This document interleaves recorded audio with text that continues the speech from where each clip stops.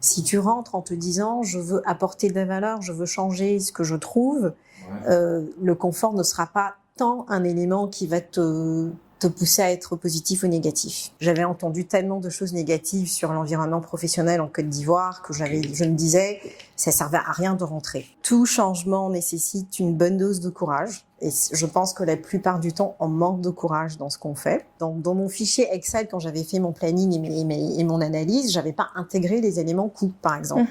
Donc ça aussi, ça m'a un peu déstabilisée quand on est rentré. J'ai eu l'opportunité d'être développée, d'être formée par des personnes bienveillantes aux États-Unis. C'est à mon tour de faire la même chose en Côte d'Ivoire.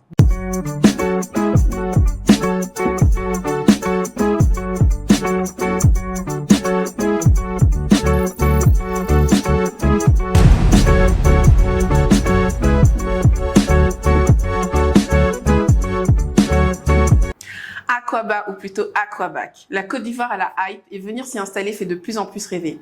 Alors que la plupart de nos invités reviennent d'Europe, notre invité du jour revient des États-Unis. Une expérience à part entière du choc entre les cultures francophones et anglo-saxonnes.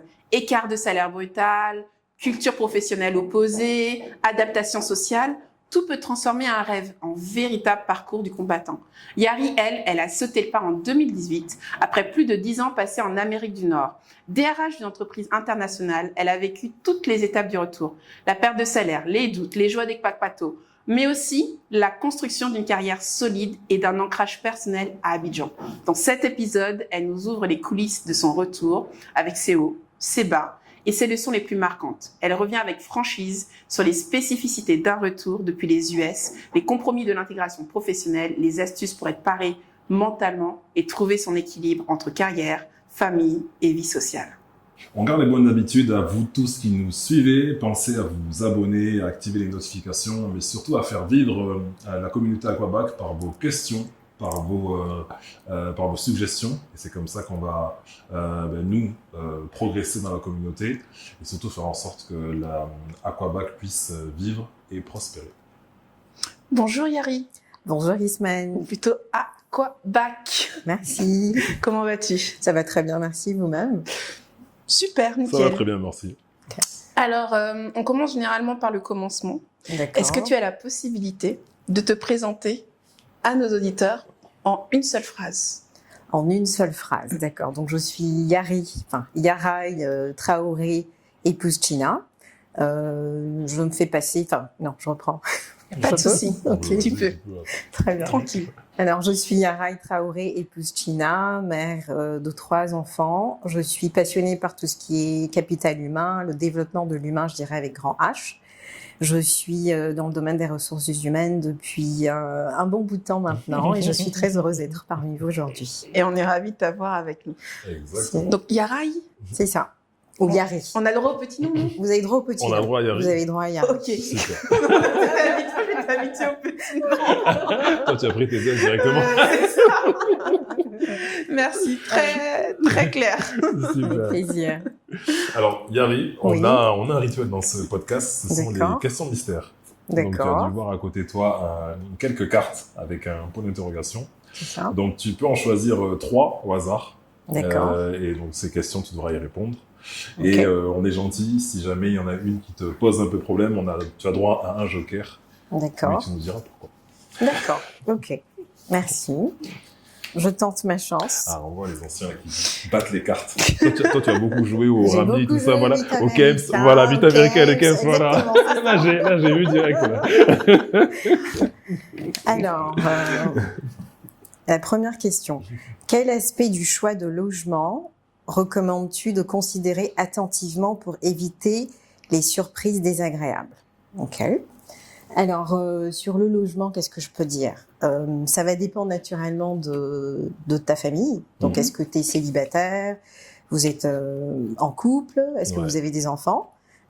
Pour une famille avec enfants, je recommanderais d'être proche de l'établissement, si possible. Pour une famille entrepreneuriat, un endroit qui est calme. Parce que y a beaucoup de bruit des fois dans certains quartiers d'Abidjan. Et pour toute personne qui travaille, d'essayer d'être dans un endroit où t'as pas beaucoup à conduire parce que les distances sont courtes mais peuvent paraître longues. à cause des embouteillages. Et puis voilà. Ensuite, je dirais le détail compte. Donc, on a un logement qui a quand même quelques amenities, comme on dit, pour ne pas avoir à se retrouver, avoir des pannes de temps à autre. Donc, un logement qui est bien bâti. Est-ce qu'on veut un jardin qui va nécessiter des factures supplémentaires en jardinage, en entretien et tout ce qui va avec? On est plutôt appartement. Donc, je dirais, c'est ces critères que je recommanderais de considérer dans le choix du logement. Alors, quels sont les quartiers calmes d'Abidjan pour toi? C'est vrai qu'aujourd'hui, honnêtement, je pourrais te dire lequel est calme, parce que ceux qui furent calmes, comme Cocody, c'est devenu assez bruyant. Beaucoup, oui. Le Deux Plateaux, également assez bruyant. Zone 4, qui fut également à un moment donné un quartier très calme. Il y a quand même des zones qui restent calmes. Donc ça va dépendre. C'est vrai qu'il y a la vie, il y a de l'ambiance, mais il y a quand même des quartiers. C'est sûr que quand tu vas dans des zones plus calmes, les coûts augmente. Là, on parle de Beverly Hills. Exactement. Et puis, bon, sur le voisinage, tu peux être dans une cité où ton voisin, il fait du bruit tout le temps, c'est difficile. Donc, la gestion là-dessus, c'est vraiment, je dirais, un coup de chance quand même. Alors, moi, pour ma part, j'ai plutôt eu de la chance. J'ai toujours vécu en appartement. Très bien. Et le voisinage, dans l'ensemble, ça allait. Okay. Sauf quand la ménagère du dessous décidait de piler foutou. Voilà. Là, ça devenait un peu compliqué. En fait, c'est quelque chose qui revient souvent. Hein. Le pilage de foutou dans l'immeuble. Juste, souvent. t'es dépassé. Par contre, je te rejoins sur un point. Je pense que, tu sais, dans les cités, si t'es à l'intérieur du cité et que t'es pas bord de goudron, donc grands axes, tu peux avoir cette sensation de calme et de retrait dans les cités, quoi. C'est vrai, effectivement. C'est sûr. Ok, merci pour ces conseils. En tout cas, c'était très clair. Très bien. Je vais avec la deuxième question. Je prends celles qui sont un peu froissées, comme ça je suis sûre elles sont déjà passées. C'est un très mauvais calcul. Elles ne sont jamais passées. Elles sont jamais passées. C'était un piège. Mince alors. Ok. Quel conseil donnerais-tu à quelqu'un qui ressent de l'appréhension à l'idée de rentrer au pays? Alors là, ça c'est une question lourde. Il y a 3 piments, je sais pas ce que ça veut dire. C'est qu'elle est corsée. Ça veut dire que tu peux y aller. Voilà, c'est ça. Okay. Alors, l'appréhension, pour moi, c'est de la peur. Je dirais qu'il faut prendre courage. Tout changement nécessite une bonne dose de courage. Et je pense que la plupart du temps, on manque de courage dans ce qu'on fait. C'est très bien d'avoir de l'appréhension parce qu'en gros, ça te pousse à faire des recherches, à te demander ce que ça va être et qu'est-ce qui peut arriver. Ça te pousse également à avoir un plan A, un plan B, de te dire soit j'ai ça ou soit c'est ça. Et dans les 2 cas, qu'est-ce que je fais? Et pour moi, ça devrait vraiment aider à avoir un plan. Après, je suis quelqu'un d'assez, je planifie beaucoup. Donc, avoir un plan de te dire, je vais par telle étape, je me renseigne, je pose des questions, j'écoute les interviews de Aquabac, par exemple, pour pouvoir savoir qu'est-ce qui a été dit, quelles ont été les difficultés des uns et des autres. Et pour moi, c'est très bien de rentrer parce qu'on a besoin des gens de la diaspora, on a besoin de cette expertise, de cette connaissance, de cette ouverture d'esprit pour pouvoir améliorer nos conditions et comment on travaille, on va dire, ou comment on vit de manière générale dans nos pays. D'accord. Okay. Donald, toi, qu'est-ce que tu dirais à quelqu'un qui a des appréhensions? Je sais que tu as pas mal conseillé Cornelia, par exemple. Oui, par exemple, en effet. Donc, qu'est-ce que tu lui disais à Cornelia par rapport à ses peurs souvent, c'est le boulot qui... Ouais, c'est souvent le boulot, mais je dirais que, un peu pour rejoindre un peu ce que dit Harry, il faut venir, parce que on ressent, il y a beaucoup de personnes de la diaspora, en effet, qui se disent, qui se posent beaucoup de questions, mais au bout d'un moment, il faut faire ce choix-là, il faut y aller. Exact. Voilà. Moi, je sais que maintenant, avec la vie que l'on a, vu que ça fait 10 ans qu'on vit sur le continent, ouais, quand même, et à chaque fois qu'on repart un peu en France, je sens que les amis, familles nous regardent avec un air de « Ah, mais t'as de la chance de faire ça, mais tu peux le faire aussi. » Exactement. Ouais, tu peux le faire aussi. Voilà, fais le pas. Voilà, nous, forcément, on l'a préparé un peu, mais c'est quelque chose que tu peux faire. Donc, c'est pas quelque chose d'inaccessible. Faites-le. Ça se prépare, ouais. Il faut avoir de l'information, quoi. Se renseigner un maximum. Ça aide, Totalement. Totalement, je dirais ça. As-tu conservé une complémentaire santé dans ton pays de départ? Alors... Mon pays de départ étant... Les US. Les États-Unis. Oui. D'accord. Alors, la réponse est non. D'accord. J'ai fait le choix de rentrer en me disant, je rentre et je m'installe. La difficulté, c'est que le système américain est différent du système francophone, dans le sens où, même sur tout ce qui est social, bon, Il n'y a pas nécessité de continuer à cotiser, je dirais.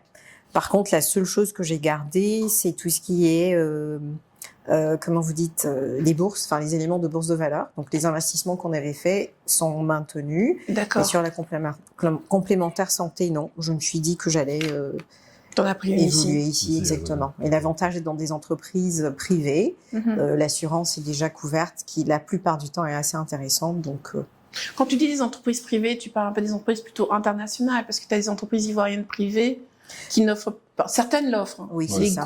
Je pense que les groupes au-delà de 50, Exactement. de toute façon, C'est une c'est obligation, c'est une obligatoire. obligation, c'est ça. Au-delà de 50 employés, ils sont C'est ça, obligés de C'est ça. proposer la C'est complémentaire. ça. Mais en dessous, souvent, Alors la complémentaire, la pas même- obligatoire. Ok, Aujourd'hui, pas obligatoire. Il y a des discussions sur l'obligation de la mettre en place. d'accord. Mais l'assurance santé standard, obligatoire. De base, Voilà, obligatoire. c'est ça. Mais quand tu dis l'assurance santé standard de base, c'est l'assurance santé publique ou c'est l'assurance santé, une assurance Les deux, public, privé. Les C'est-à-dire deux. avoir une assurance qui te permet d'aller dans n'importe quel établissement de santé en Côte d'Ivoire, D'accord. te faire soigner avec un tiers payant si tu es Ok. en dessous de 100%. Mhm. Et quand tu es à 100%, tu paieras juste le différentiel entre le plafond de l'assurance et le service que tu as dans l'établissement de santé.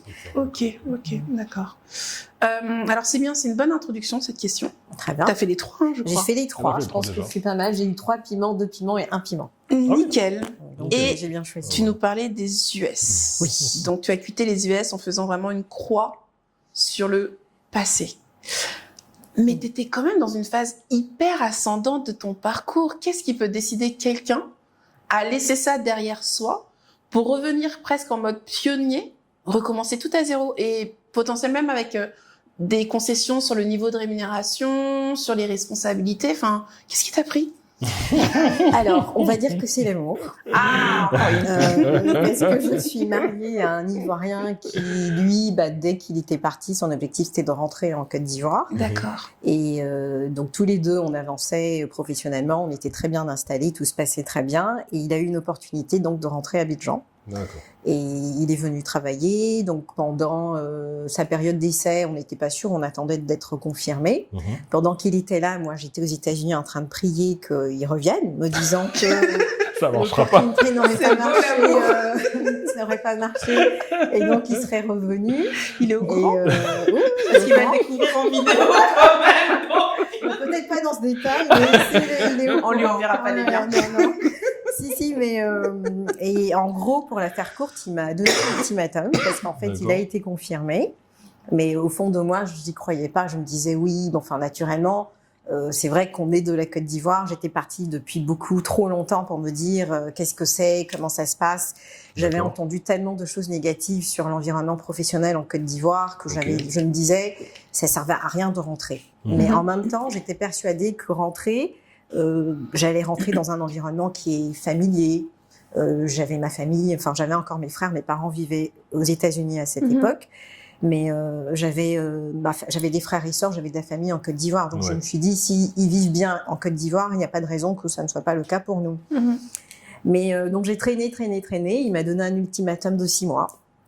Donc si je ne rentrais pas à une certaine période, j'étais pas sûre de trouver ma place à la maison, Carrément. et de garder mon alliance. Du coup, j'ai dû me dépêcher de Faut qu'on fasse des rentrer. dîners avec eux. Ça va être trop marrant.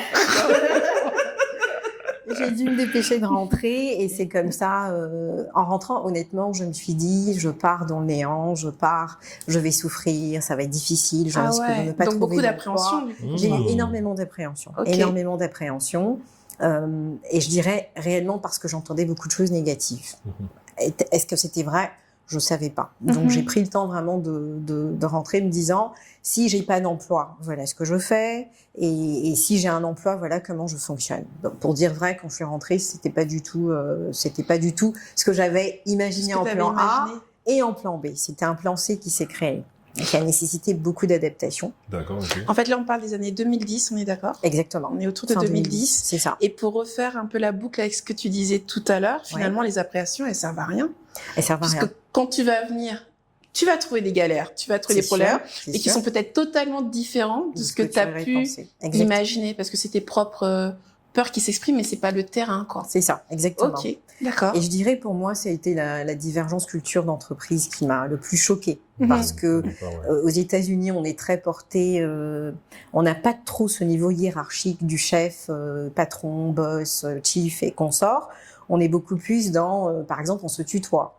Ici, on se vouvoie. On a une approche, je dirais, un peu directe, je dirais pas autoritaire, mais directe dans le sens où tu n'as pas peur de dire ce que tu penses.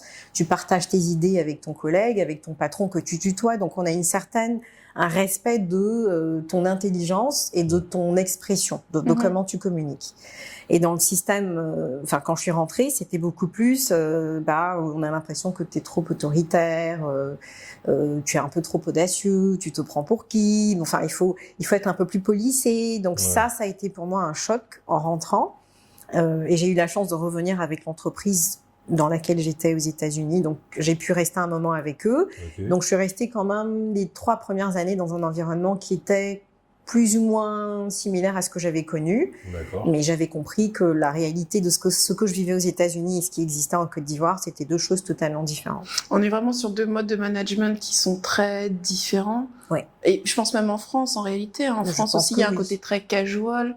Rapidement, tu tutoies. Après, le tutoiement n'enlève rien à la hiérarchie. Alors que ici, le retrait du vouvoiement, le passage en tutoiement, c'est perçu comme hyper familier, quoi. Exactement. Et j'ai même une anecdote, si tu permets. En rentrant, parce que de nature, je suis quelqu'un de très jovial, je souris à tout le monde, je veux apprendre des personnes avec qui je travaille. Et en rentrant, mon cousin m'a dit, tu sais, Yari, tes trucs d'américaine, tu le fais pas ici. Si tu commences à trop rire avec les gens, ils vont te manquer de respect. Ils vont penser que voilà, vous êtes amis, ils vont te parler, ça va pas marcher. Donc je lui disais, tu sais, vous avez toujours des a priori, vous êtes toujours en train de juger. Moi, je fais mon expérience et j'estime qu'ils vont apprendre à me connaître et m'apprécier comme je suis. Naturellement, j'ai eu des fois où j'ai dit à mes équipes, on me tutoie. Pas besoin de me vouvoyer, donc c'est pas madame. Et une fois en réunion, il y a un collègue qui s'est permis une certaine familiarité un peu trop familière. Et j'ai eu le flashback en fait de la conversation que j'avais avec mon cousin qui me disait quand tu ouvres la porte, des fois ils savent pas jauger le professionnalisme familier entre griffes du familier, oui, mon ami, donc c'est la tape sur l'épaule, mais il y avait quand même un certain niveau hiérarchique. Donc, ça a été pour moi des trial and errors, comme on dit. Donc, j'ai fait des erreurs, je me suis corrigée, j'ai appris de comment ils fonctionnaient et j'ai su, donc, à certaines personnes, j'acceptais le vouvoiement, mais à mon équipe directe, je dirais, on est vraiment dans du tutoiement. En fait, c'est des codes et puis toi, tu étais quand même sur des fonctions de ressources humaines. C'est ça. Moi, alors j'ai un exemple contraire. Donc j'ai une assistante dont je suis très proche. Tout le monde doit la connaître. On la cite à chaque épisode. Aujourd'hui, je pense qu'elle est célèbre, la pauvre. Et à un moment donné, moi, je lui demande de me tutoyer. D'accord. Je lui dis mais tutoie-moi. Et en fait, il y a une résistance absolue. Elle vous voit tous. Donald, Yacoub, oui monsieur, bien monsieur, comment allez-vous monsieur? Et la bascule au tu. Pas possible. Impossible, non. Moi j'ai un peu ça aussi avec donc moi quand je suis arrivé ici, donc j'ai eu une première expérience avec dans un truc de sport et donc j'avais des collègues, donc bon, j'étais plus ou moins leur supérieur, mais voilà. Je travaille plus avec eux, mais je les vois encore et ils me voient encore. Ah ouais. Mais ils étaient plus jeunes ou plus âgés?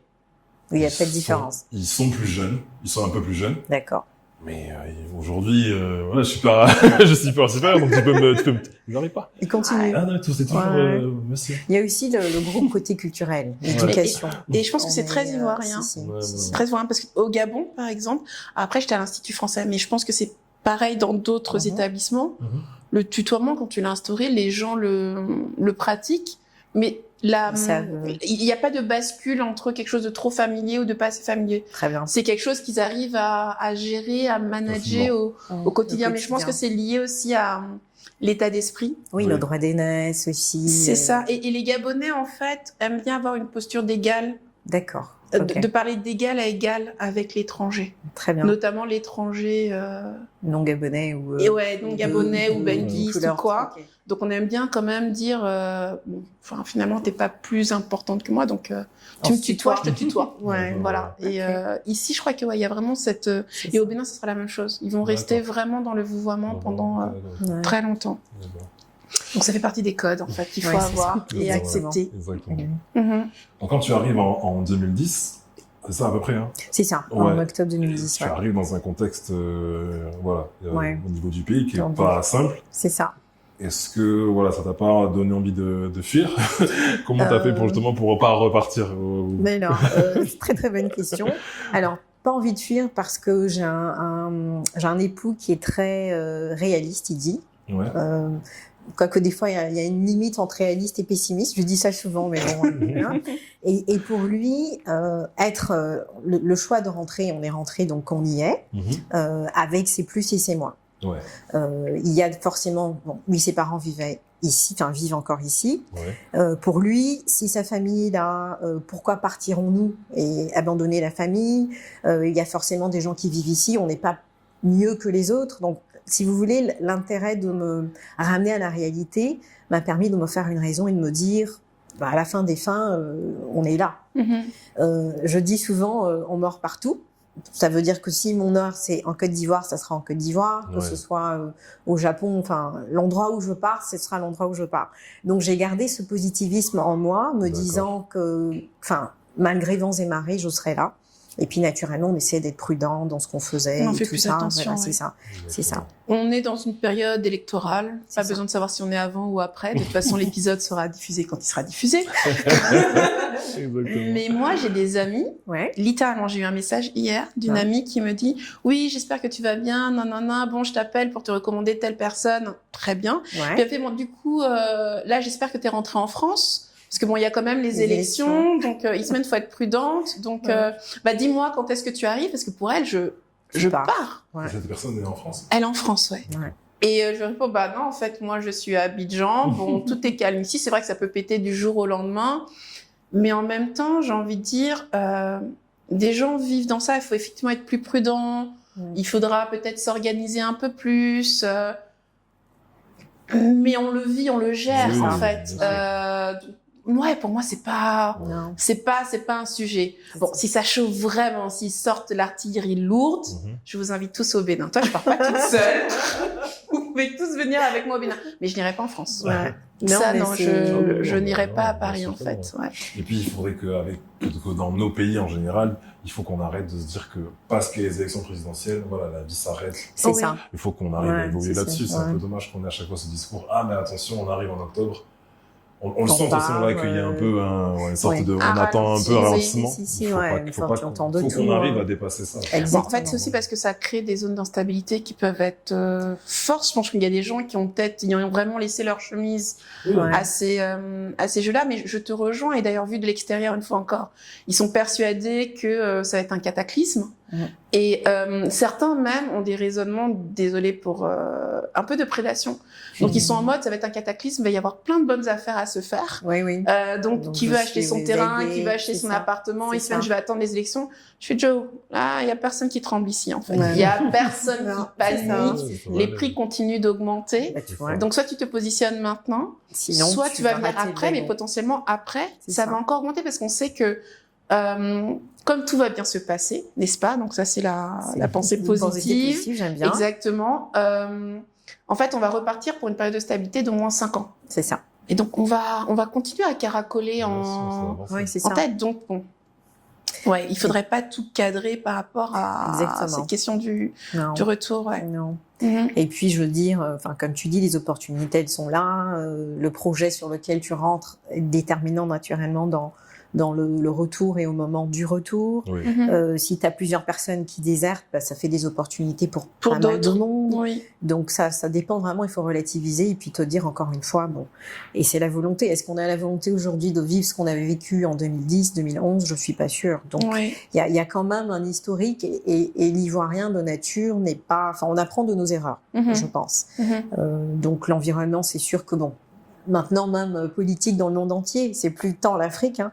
Ça bouge, ça prend des proportions qui peuvent nous surprendre. Mais après, c'est comment nous, on se comporte vis-à-vis de cette situation. Donc, je pense que ça a été vraiment le leitmotiv pour moi, c'était de me dire tout va bien se passer. Et puis, bon, après, bon.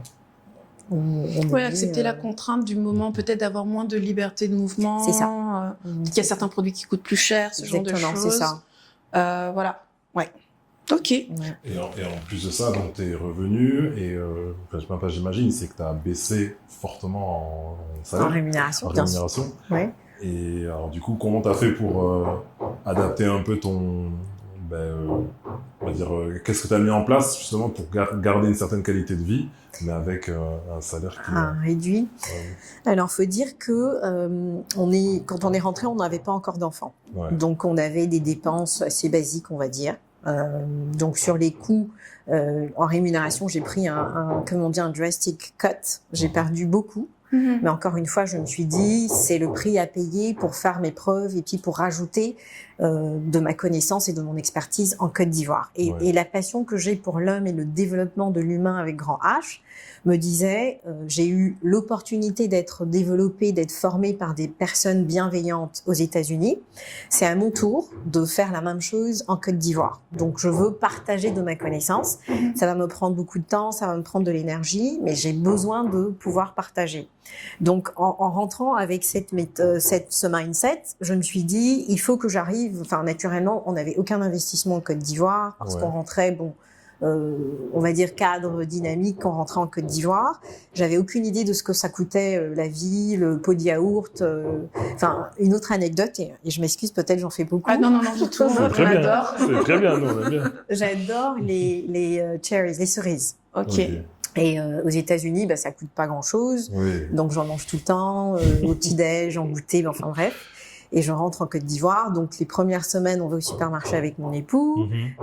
Donc dans les rayons, je prends tout ce qui est... Enfin, je vois les prix, mais je connecte pas. Et je vois des cerises. Et je me dis, mon Dieu, il y a des cerises en Côte d'Ivoire. Donc je me rue dessus. Je prends un bon paquet de cerises dans un sac. Et puis on va peser. Je regarde par le prix. On arrive à la caisse. Et on me dit 20 000, je sais plus quoi. À l'époque. À l'époque. Parce qu'aujourd'hui, le kilo, il doit être à 50 ou 100 000. Je sais plus. À l'époque. Et donc, le regard de mon époux à la caisse de, mais attends, de quoi on parle, en fait? On n'est pas, là, tu manges des ananas, tu manges des papayes, tu t'adaptes. Et là, séance tenante, je me suis dit, je peux pas. Donc, naturellement, j'ai vidé le sac, j'ai pris vraiment une poignée, histoire de dire, bon, j'ai mangé des cerises en Côte d'Ivoire. Mais voilà, on n'avait pas ces données-là, en fait. Dans mon fichier Excel, quand j'avais fait mon planning et mon analyse, j'avais pas intégré les éléments coûts, par exemple. Donc ça aussi, ça m'a un peu déstabilisé quand on est rentré. Et puis, l'avantage, il avait un emploi, moi j'étais à la maison, je faisais du télétravail dans un début. Après, j'ai dû partir au travail. Donc le coût, la perte, je l'ai récupérée assez rapidement avec l'expérience que je me suis faite en Côte d'Ivoire. Donc je suis rentrée avec un gros cut, mais j'ai gravi les échelons assez rapidement pour me retrouver dans une situation, une santé financière, je dirais, beaucoup plus intéressante. Alors c'est quelque chose que moi on m'a dit au moment où j'ai commencé à chercher du travail en Côte d'Ivoire, parce qu'on proposait, j'avais déjà une 20aine d'années d'expérience professionnelle. Très bien. Je revenais d'un poste d'expatrié des affaires étrangères, donc j'avais une belle rémunération. Et donc je cherche du boulot et puis on m'annonce les salaires. Je fais non, là ça va être compliqué. Et un ami me dit, en fait, Ismaël, il faut accepter à l'entrée ce cut. Parfois c'est même un test en réalité. C'est vrai. Et dès le moment où tu commences à délivrer, tu vas voir que tu peux évoluer très vite et atteindre certains sommets. Alors, en tout cas dans les postes de responsabilité et de direction. Donc du coup j'ai accepté, alors bon, pas un cut aussi important, mais j'ai quand même accepté on a fait un effort de part et d'autre, l'employeur et moi aussi. Très bien. Et alors je suis pas restée assez longtemps pour voir si mon salaire allait évoluer. Je suis retournée à l'entrepreneuriat. Ça sera donc la chute de cette histoire. mais oui, non, je l'ai accepté.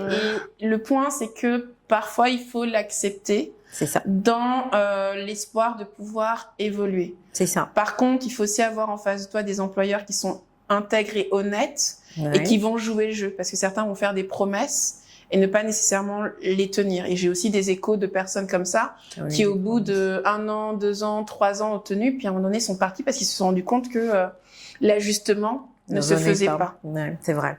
Effectivement, ça peut arriver, mais ça fait partie aussi de cette analyse aussi. Et les promesses non écrites, je recommande pas vraiment. Surtout quand on est dans un cadre de je reviens m'installer ou je bouge, j'annule tout, je reviens.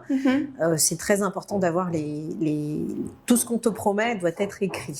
Parce que tout ce qui n'est pas écrit, enfin, ça c'est encore une déformation professionnelle, c'est pas sûr que tu l'aies. Parce que si la personne qui te l'a dit n'est pas là ou n'est plus là, ça reste ta parole contre la parole de quelqu'un qui est plus là. Donc c'est très important d'être sûr je rentre dans ça. Et je suis persuadée que l'élément différenciateur te permet justement d'aller plus vite. Si tu as vraiment de la valeur et que tu apportes quelque chose de plus, je dirais pas que tu deviens indispensable, mais tu deviens cette personne pour qui on veut se battre. On se dit, elle a la compétence qu'il me faut pour arriver là-bas, elle a le savoir-faire, elle a le leadership, enfin, elle a ce truc qui va me permettre d'aller où je dois partir en termes d'objectifs. Ouais. Donc, la plupart du temps, les employeurs sauront ils sauront vraiment, c'est mon talent entre griffes, et du coup, je dois développer, je dois accompagner. Maintenant, si c'est pas pour toi dans cette entreprise, forcément, tu l'auras dans une autre entreprise. Dis-toi que ta valeur ne doit pas changer en fonction de l'entreprise où tu rentres, en fait.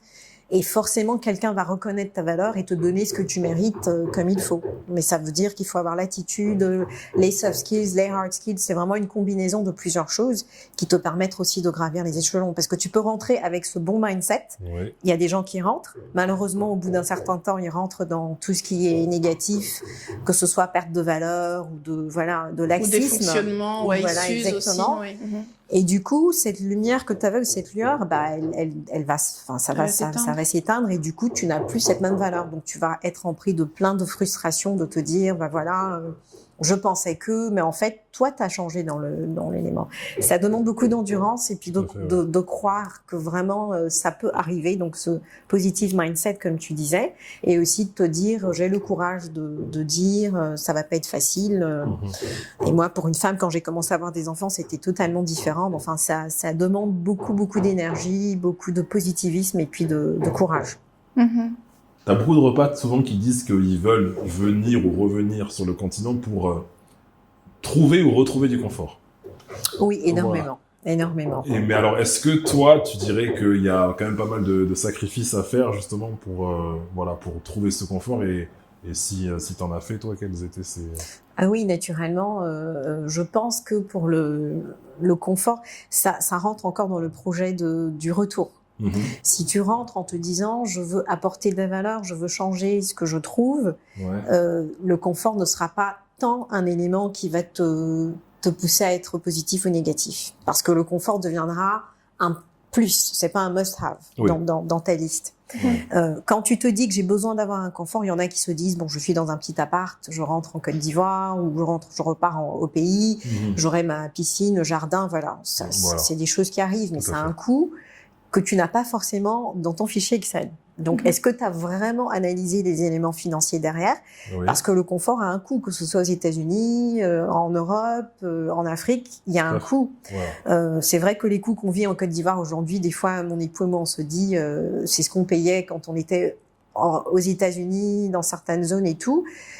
Mais tu relativises rapidement. Donc, le confort, pour moi, il doit être d'abord dans ta tête, avant qu'il ne soit dans ton espace. Parce que, comme j'ai dit, moi, je me suis dit, ça va être extrêmement difficile, peut-être que je n'aurai pas de voiture, peut-être que je me suis rentrée vraiment dans un état d'esprit de me dire, je vais devoir me refaire, je vais devoir faire mes preuves à des personnes qui ne me connaissent pas, qui ne m'ont pas vu évoluer professionnellement, parce que je suis partie étudiante.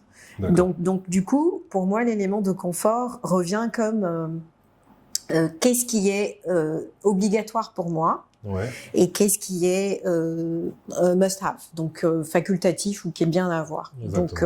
Donc, pour moi, voilà comment je pourrais répondre à cette question sur le confort. Sur le confort, moi, j'ai l'impression que souvent, quand on entend des personnes qui veulent venir, on parle souvent du confort des services à la personne. D'accord. C'est-à-dire que forcément, quand c'est joliment dit, hein. C'est très. Oui, voilà. C'est très élégant.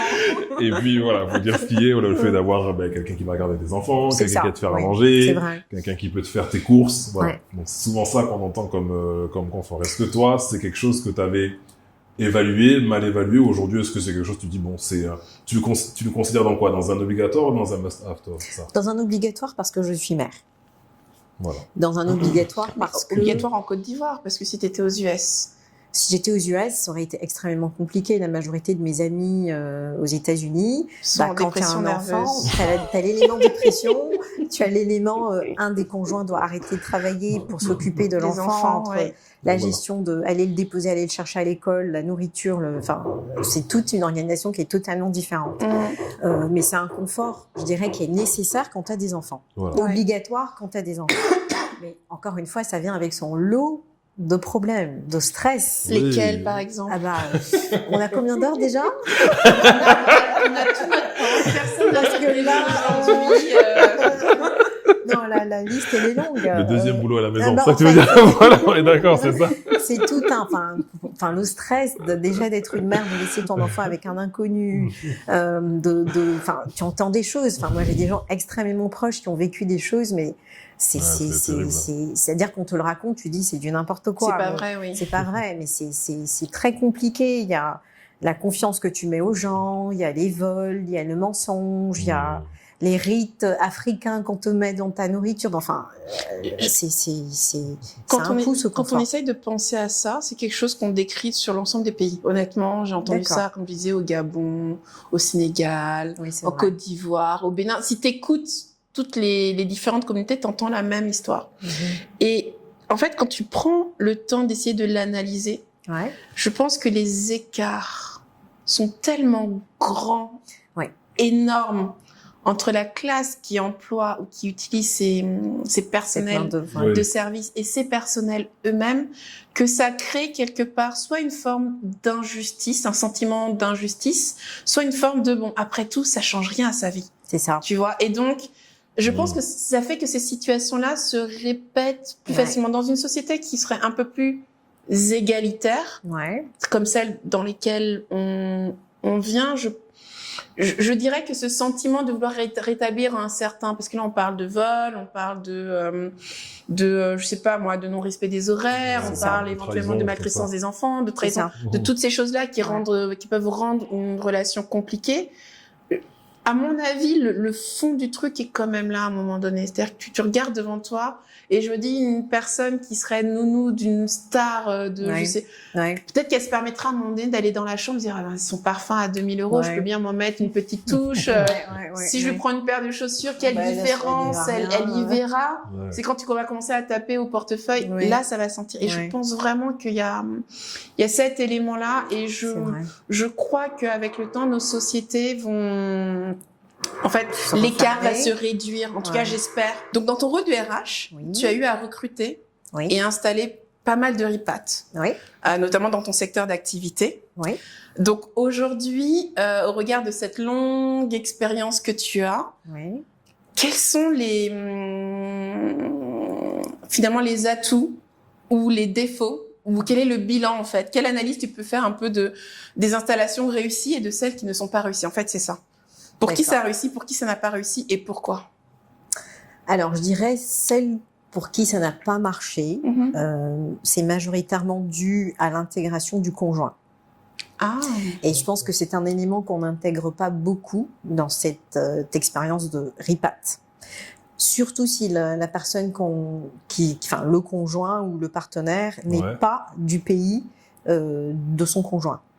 Donc je prends un exemple, je suis ivoirienne, je suis mariée à un Français, je décide de rentrer parce que j'ai une belle opportunité. Ouais. Il rentre, l'expérience que moi j'aurais d'être en famille, de retrouver ce que j'ai connu, et l'expérience pour lui qui est nouvelle, qui a pas d'amis, qui n'a pas vraiment je n'ai pas forcément de vie sociale à part Oui. mes amis et ma famille, Mhm. ça peut marcher comme ne pas marcher. Et la plupart du temps, les expériences pour lesquelles ça n'a pas marché, c'était ça. C'était l'épouse, par exemple, qui est à la maison, qui n'a pas d'amis. Pendant que tu es au bureau, elle appelle le conjoint. Voilà.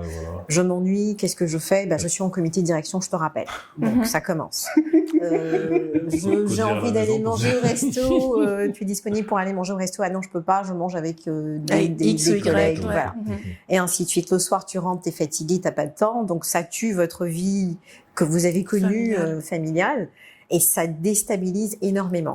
Et les expériences que ces conjoints ou ces partenaires vivent en dehors de la maison peuvent marcher comme ne pas marcher. Donc c'est la plupart du temps, ça a été, j'ai dû repartir parce que ça n'a pas marché avec il y en a qui font des dépressions, il y en a qui se retrouvent après à abandonner le mariage parce qu'elle estime que tu me respectes plus, tu ne m'aimes plus, l'amour n'est plus là.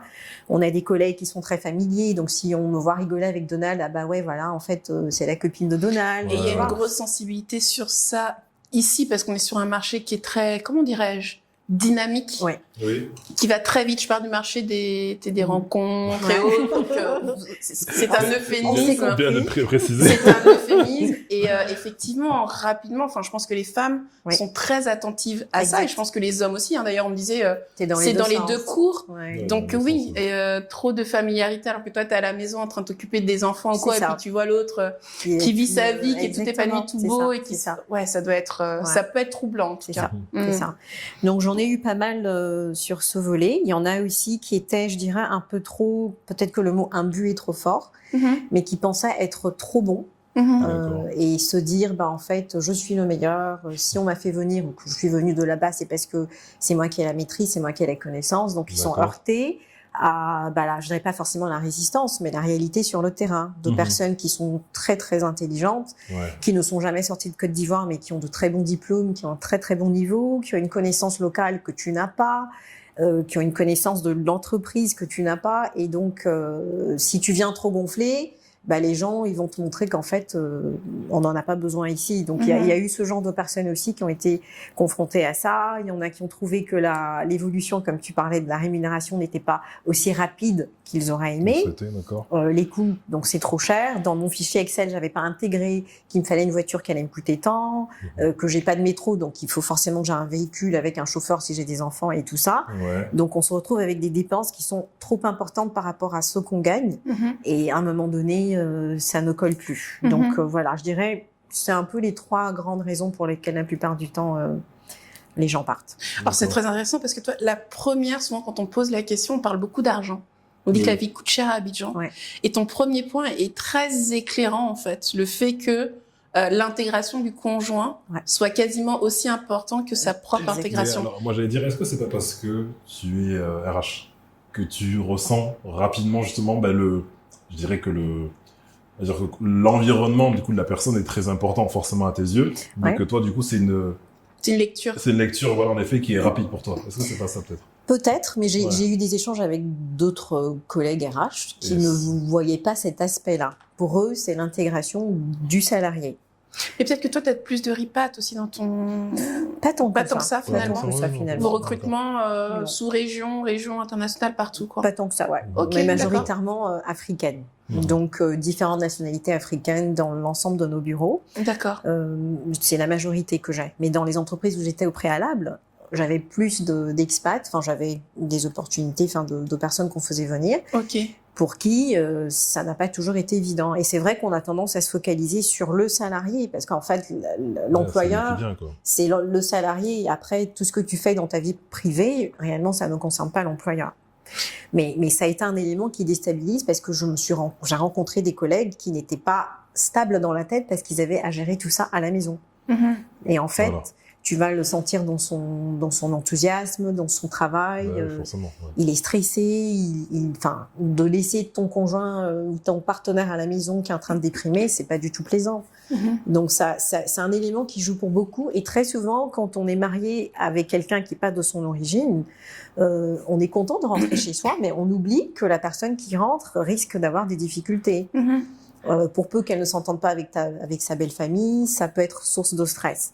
Pour qu'elle n'arrive pas à trouver du travail, parce que souvent c'est quelqu'un qui est totalement autonome, qui était autonome, qui revient maintenant et qui est plus autonome. Comment est-ce qu'il s'organise? Est-ce qu'il est accepté? Donc je dirais cette éducation culturelle ou cette immersion culturelle doit être faite à les deux niveaux. Pour la personne qui revient et pour la personne qui n'a pas connu le pays où on revient, par exemple. Quoi. Et finalement, la repatriation, alors je sais que le terme expatriation n'est pas nécessairement le mot juste, mais en tout cas, c'est une immigration comme une autre, quoi, en réalité. Ouais. Et peu importe qu'on soit originaire de la diaspora africaine, voire ivoirienne, les défis sont un peu les mêmes. Dès le moment où tu te déracines de quelque part pour te réimplanter quelque part, il faut que tous les éléments prennent réellement. C'est ça. Ouais, non, vraiment. Ouais, c'est un très bel éclairage. Merci. Tu en as parlé un peu tout à l'heure, mais en tant que femme cadre, j'imagine que forcément tu as eu à faire face à des défis, justement. Et aujourd'hui, avec ta carrière, quelles ont été un peu les difficultés que tu as eues là depuis ton retour? Alors j'en ai eu pas mal. Je vais pas monopoliser la parole, donc j'essaierai de la faire succincte. Mais les défis en début de carrière, c'était le fait que j'étais jeune. T'avais quel âge quand tu es arrivée? Si ce n'est pas indiscret, mon Dieu. C'était indiscret, mon Dieu. Je parle toujours trop vite. Faut tourner la langue cette fois. C'est ça. On va dire en dessous de 30. Okay, d'accord. Oui, t'étais jeune. Ouais, t'étais vraiment, t'avais quand même une carrière, mais t'étais encore. Exactement, c'est ça. Ok. Et te voir évoluer, en fait, dans un environnement où la femme n'a pas. Enfin, j'ai été femme dans des comités direction. J'étais la seule femme dans des comités de direction, par exemple. Ça fait jaser. On se dit que forcément tu es là-bas parce que t'as fait quelque chose qui n'a pas t'es pas intègre ou t'as pas de valeur. Ce qui n'était pas du tout le cas, parce qu'encore une fois, je connaissais personne, je suis rentrée, ce que j'ai connu, c'est quand j'étais jeune, je reviens dans un environnement professionnel, je sais pas à quoi ça ressemble. Donc j'ai fait face à beaucoup je dirais pas forcément de la jalousie, mais des personnes, je dirais, qui avaient un peu une ignorance de ma personne et qui avaient des a priori, des préjugés qui étaient énormes, pour lesquels je me suis posé la question, est-ce que je dois prouver qui je suis à cette personne ou pas? Donc, fut un temps où je voulais forcément que les gens m'apprécient, me voient pour qui je suis et arrêtent d'avoir des préjugés. Et je me suis rendu compte, en fait, que je ne les aidais pas. Parce que je venais plutôt envenimer les choses. On dit que déjà je ne parle pas comme une Ivoirienne, je ne réfléchis pas comme une Ivoirienne. Je suis restée aux États-Unis, donc j'ai une mentalité un peu trop anglo-saxonne dans un environnement franco-français, on va dire, ou afro-français. Donc j'ai eu beaucoup de difficultés, mais je dirais que j'ai pas changé ma manière d'être. Je suis restée celle que j'étais. J'ai continué avec ma rigueur, j'ai maintenu mes valeurs et je me suis dit, de toute façon, dans tout, il y a des gens qui t'apprécient et il y a des gens qui ne t'apprécient pas. Le plus important, c'est le résultat. Est-ce que ce que je fais est apprécié par ma hiérarchie? Est-ce que ça fait bouger les lignes au sein de l'entreprise où je suis? Est-ce que j'apporte de la valeur? Après, que tu m'aimes ou que tu m'aimes pas, bon, ça fait partie de la vie. Je veux dire, c'est un peu ça. Donc j'ai eu droit à tout. Des bâtons dans les roues, j'ai eu droit à des gris-gris en dessous de ma chaise, j'ai eu droit à des menaces, des insultes aussi. J'ai eu droit à des insultes, de hiérarchie, de collègues et de collaborateurs. J'ai eu droit à... Je peux faire un livre de ce que j'ai vécu. Je souris parce que j'ai une anecdote comme ça. Au Gabon, j'étais secrétaire générale de l'Institut français à Libreville, et tous mes collègues étaient des hommes blancs. Il y avait une femme. D'accord. Une seule femme blanche, mais elle arrivait même par la suite. Mais tous étaient des hommes blancs. Et un jour, je rentre dans mon bureau et en fait, sous le bureau, on a glissé un prospectus.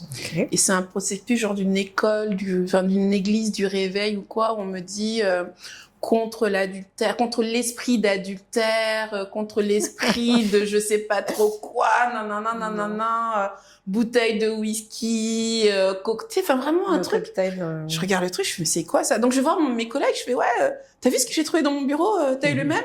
Non. Je fais ok. Donc je vais voir l'autre. T'as vu ce que j'ai trouvé? T'as eu le même? Non. Je fais ok. Donc le message est vraiment pour moi. Ismène, femme, Ouais. d'origine africaine. C'est ça. Au un Gabon. environnement Ouais. C'est moi, en fait, qui étais ciblée. Ouais. Et c'est très perturbant. C'est- Et célibataire. Enfin, je vivais seule, en fait, tu vois. Ouais. Donc, cette histoire d'adultère contre Ouais. l'esprit de... Bon, pardon, vous m'avez compris. Oui, oui, oui. Je vais pas aller plus loin. Fallait qu'on te guérisse, quoi. Mais c'est pas vrai. troublant, en fait. Et c'est très dérangeant. Donc oui, effectivement, il y a un traitement. Ouais. Et je pense qu'il y a un traitement des femmes qui peut être différent des Ouais, hommes. bah oui, clairement. Surtout quand on a des personnalités. Parce que tu dis, la culture américaine, c'est aussi une culture comment dire, de la manifestation de soi. C'est Tu vois, ça. de l'affirmation. Exactement. C'est une ça. culture de C'est l'affirmation le jeu, de soi, ouais, en c'est fait. ça, ouais. Et la culture française, c'est une culture aussi plutôt où on te dit, bon, Ouais. Le- vas-y, mollo, Ouais. fais profil Ouais, bas, c'est ça va aller. C'est ça. Donc là, ouais, t'es dans un choc Ah oui, de fou. total. Et Ouais. c'est venu de tous les côtés. Hein. Ah ben j'imagine, ouais. Le seul équilibre que j'avais, c'était familial. Mais tu sais que là, on le voit pas. Hein. Je Ah pense bon que je pense que d'une certaine manière, quand même, il y a dû avoir, tu sais, l'eau a fait son Oui, totalement. son travail. Totalement. Et je dirais qu'on a des amis où ça se sent plus ce côté genre je viens des US. On en rediscutera. Mais D'accord, ok, je pense qu'on a Mais des bon, ça connaissances. a été Ok. aussi, ça se sent encore comme on dit, beaucoup. trial and errors. Parce Mhm. que, bon, il y a la maturité, il y a le fait que j'ai fait des choses en me disant c'est bon, ça va être apprécié, puis après j'ai le retour de ce que, bah non, en fait, on estime que tu es comme ci, tu es comme ça, tu es impoli, enfin, la liste est longue. Donc, Mhm. du coup, tu te remets en question. Et encore Ouais. une fois, parce que tu dois t'adapter à l'environnement dans lequel tu es, Mhm. j'essaie de m'adapter. Mais ça a été beaucoup d'erreurs, beaucoup de chocs, beaucoup d'expériences qui ont été positives et négatives. Mais le plus important, c'est que je suis ressortie grandie de ces expériences et me Mhm. disant, il faut pas que ça arrive à d'autres personnes. Donc, comment est-ce que je peux faire ou qu'est-ce que je peux faire pour ne pas que ça arrive à d'autres personnes, tu vois. Ok. Mais sinon, c'est vraiment pour moi, pour ceux qui reviennent des États-Unis, c'est un élément à prendre en compte parce que oui. tu devras polisser ta manière de faire, Mhm. garder ta rigueur et ton audace et ton courage, mais enfin Essayer mentalement de- de foi, ouais. exactement. Tu dois diluer un peu et puis jauger. Est-ce que c'est apprécié ou ils sont plutôt en mode non, on n'aime pas. Mhm. Donc c'est ça. Aujourd'hui, tu es RH, DRH d'ailleurs. Oui, c'est ça. Parfois, c'est des rôles un peu de nounou, non? Tu peux être psychologue, docteur, enfin c'est multiple, hein, la liste est longue de ce qu'on fait. Hein. Est-ce que tu as une chouette anecdote à nous raconter sur un profil un peu ripat, qui aurait eu des attentes ou des réactions qui étaient juste totalement out of the blue, en fait? Alors out of the blue, enfin j'en ai pas mal. Qu'est-ce que je peux partager La majorité, j'essaie de voir. Ou même un truc un peu générique, hein, sans... Pour ceux que j'ai eu, bon, il y a le côté, ce que j'ai eu qui m'avait choqué, c'était un expat, je dirais pas forcément son origine, mais qui a une attente des femmes qui est très soumise limite exécute. Donc, Ok.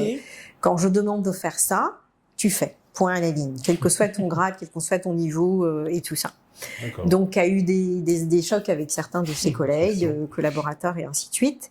Et ça arrive à mon niveau. Mhm. Bon, naturellement, je suis la DRH expérimentée, donc je saurais comment lui parler et tout. Et donc, je le reçois et je me rends compte, en fait, que l'élément de ce que je sois une femme soumise qui doit exécuter ce qu'on me dit, il me le fait à moi. Cette application, aussi. toi aussi. Totalement. Et j'ai été... Donc, il me dit, donc il se lève dans mon bureau et il me pointe du doigt. Il me dit, quand je te dis de faire quelque chose, tu fais. Et là, le côté américain est revenu dans mon esprit. Et je me suis dit, alors là, qu'est-ce que je fais? Je lui réponds à la méthode américaine ou je lui réponds à la méthode franco assez soft? Et là, ma réaction, bon, déjà, je suis pas très grande de taille à la base. Il était très grand. J'étais assise, il était assis, il s'est levé, il m'a pointé du doigt. Et quand je te dis de faire, tu fais.